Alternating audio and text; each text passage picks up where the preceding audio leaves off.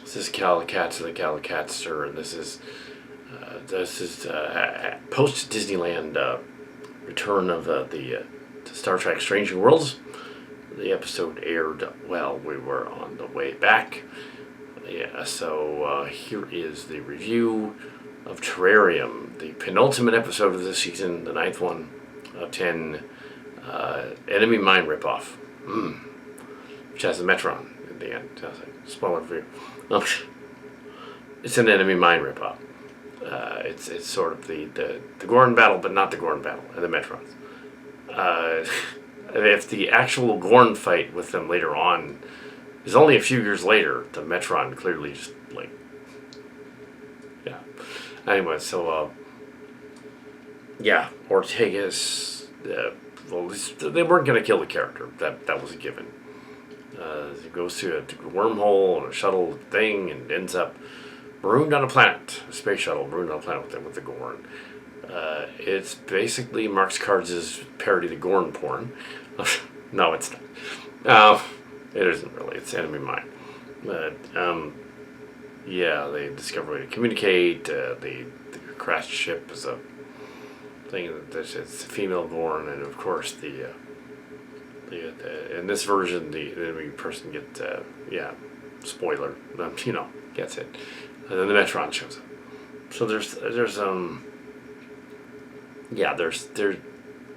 it's really not much to talk about, except that apparently they were building up to kind of what we were thinking all season, including myself. Some of us other people out there were thinking they need to redo that Gorn thing because they made it too dumb. They made it too much like Alien.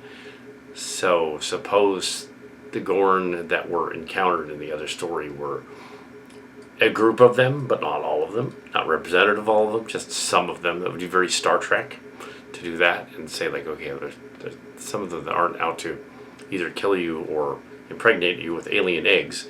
That doesn't make any sense. No. There's a Gorn that if they're trapped on a planet, they don't act like that.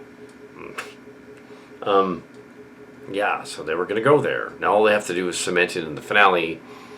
Dr. McCoy or something shows up and goes, like in my fan film. Of course it's going to be like in a fan film.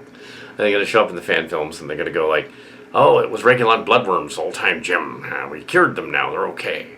Next, when Kirk meets up with a Gorn later on and fights him, that Gorn's not going to infect him with anything. We cured it, Jim. Spock. There's no Dr. McCoy in this one. This is entirely a fan film thing. So it's called Terrarium. Usually a terrarium refers to like an Earth-like environment, which none of it was. I guess in the sense that they're in a shield thing. That kind of is the sort of, but it's they're somehow able to breathe. Yes, giants moving around. They activate a device. So then they're able to, like a flare, send a flare on the planet for a find. And we found the fudge that, although Uhura fudging the transport, fudging the chances, is funny. And then going forward anyway, and the part where the captain is flying it, but then stops flying and gives it to the other lady was funny. But I don't think it was meant to be funny, just sort of witty. The schizophrenic way the series has been is like, okay, they want serious episodes or jokey episodes or weird episodes, vulgar episodes. It's kind of all over the place. So it's kind of linear, so it's a serial, but series version, serial version. So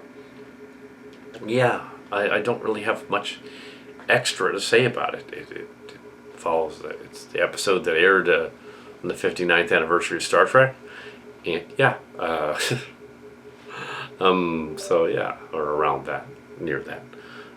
So I think they were thinking the Spock one would be that one. Anyway, so that's my kind of review of it. I don't have anything extra to add, which is interesting. Very short review or recap. we returned from Disneyland, and yeah.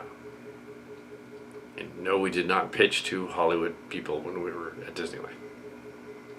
But I'm sure they overheard us. Yes, I know. Except for the Star Wars people. Anyway, so yeah, no. Yeah, so.